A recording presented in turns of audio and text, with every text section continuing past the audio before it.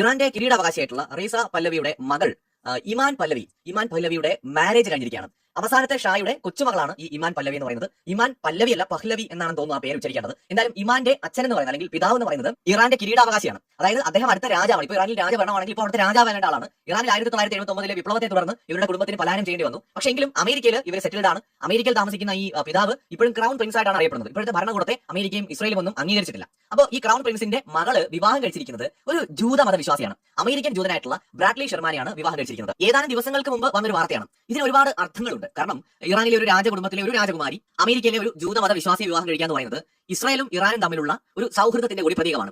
അതായത് ഒരു വശത്ത് ഇറാൻ ഭരണകൂടവും ഇസ്രായേലും തമ്മിൽ ഫൈറ്റ് ചെയ്യണം. എന്നാൽ ഇതിനൊരു മറുപുറമുണ്ട്. 1979 രാജ്യം വിട്ട് ഓടേണ്ടി വന്ന, വിപ്ലവത്തെ തുടർന്ന് ഓടേണ്ടി വന്ന രാജകുടുംബം ഈജിപ്തിലും പിന്നീട് ഇപ്പോൾ യുഎസിലും സെറ്റിൽഡ് ആണ്. സോ അവര് ഇസ്രായേൽ ഭരണകൂടവുമായിട്ട് വളരെ നല്ലൊരു റിലേഷനാണ് മെയിൻറ്റെയിൻ ചെയ്യുന്നത്. ഈ രാജഭരണം നിലനിന്ന കാലത്ത് ഇറാൻ ഇസ്രായേലുമായിട്ടും അമേരിക്കയുമായിട്ടും വളരെ നല്ല ടേംസിലായിരുന്നു എന്ന് പ്രത്യേകം ഓർക്കണം. അപ്പോൾ വളരെ നല്ല സൗഹൃദം ഉണ്ടായിരുന്നു. അത് ഇപ്പോഴും തുടരുന്നുണ്ട്. ഈ ഇറാനിലെ ഇപ്പോഴത്തെ ഭരണകൂടത്തിന്റെ നിലപാടുകളോടും പ്രവർത്തികളോടും കടുത്ത വിയോജിപ്പാണ് ഷാ രാജകുടുംബത്തിലെ ഇളമുറ തമ്പുരാൻ, അല്ലെങ്കിൽ അടുത്ത കിരീടാവകാശിക്കും അദ്ദേഹത്തിന്റെ കുടുംബത്തിനും. ഈ കിരീടാവകാശിയുടെ ഭാര്യ ഈ അടുത്തിടെ ഇസ്രായേൽ സന്ദർശിക്കുകയും ചെയ്തിരുന്നു. പരമ്പരാഗതമായ സൗഹൃദത്തിന്റെ ഭാഗമായും അത് നിലനിർത്തുന്നതിന് വേണ്ടിയിട്ടാണ്. ഇസ്രായേലും ഇറാനുമായിട്ടുള്ള ആ ഒരു സൗഹൃദം ഒരു വശത്ത് നമ്മൾ കാണുന്നത് തകർന്നു കിടക്കുന്നതായിട്ടാണ്, തമ്മിൽ അടിക്കുന്നുണ്ട്. പക്ഷേ അത് വേറൊരു രീതിയിൽ തുടരുന്നുണ്ട്. അവിടെയാണ് മുൻപത്തെ വീഡിയോയിൽ